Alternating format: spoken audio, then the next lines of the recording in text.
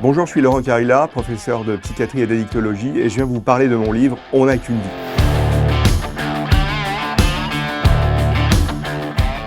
Les addictions positives. Les addictions positives, c'est un concept.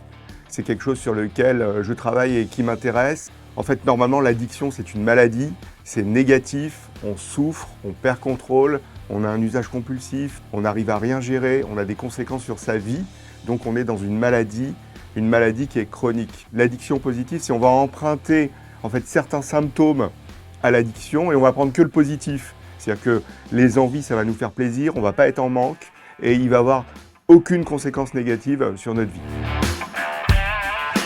Il y a le modèle P-P-R-E. P pour passion, P pour plaisir, R pour récompense cérébrale et E pour émotion positive. Alors c'est quoi? Eh bien la passion, c'est un goût immodéré, c'est un goût irrésistible pour quelque chose. Une activité, quelqu'un, ça peut être tout et n'importe quoi qui vous fait ultra plaisir. Le plaisir, c'est quoi? C'est une sensation immédiate, nécessaire à notre fonctionnement, qui va nous faire du bien. La récompense cérébrale, c'est la traduction immédiate dans le cerveau de quelque chose qui vous fait super plaisir.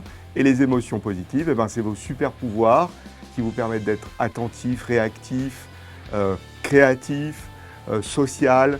Ça va vous permettre de vous adapter à toute situation dans l'environnement qui va vous faire plaisir. Je prends mon exemple personnel, c'est la musique.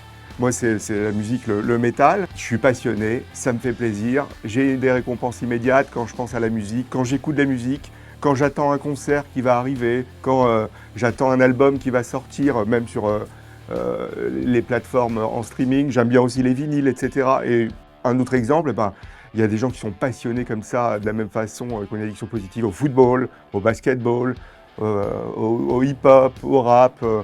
Les exemples sont infinis. Le body positive.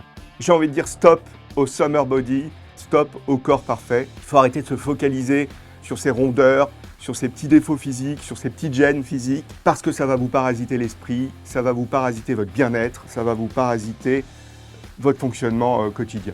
J'ai envie de dire aussi stop au régime hyper médiatisé, qui peuvent avoir des conséquences sur votre santé, on l'a vu, ça peut plus altérer votre masse musculaire et votre masse osseuse que votre masse grasse, alors que vous êtes focalisé sur cette masse grasse. Il faut appliquer le mantra du positivisme, c'est-à-dire que tous les corps sont des bons corps, il faut célébrer les corps, il faut célébrer sa morphologie, il faut s'accepter. Il faut aussi arrêter de cliver son esprit et son corps, il faut que les deux ne fassent qu'un, c'est hyper important. Et si vous voulez mettre en avant votre beauté physique, vous avez le droit, et si vous ne voulez pas la mettre en avant, vous avez le droit aussi.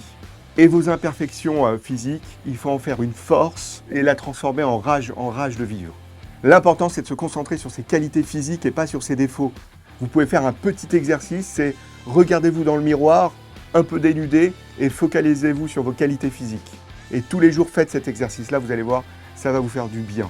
Et enfin, arrêtez de vous comparer à ce qu'il y a sur les réseaux sociaux, à ce qu'il y a dans les magazines, à ce qu'il y a dans la télévision pour les boomers.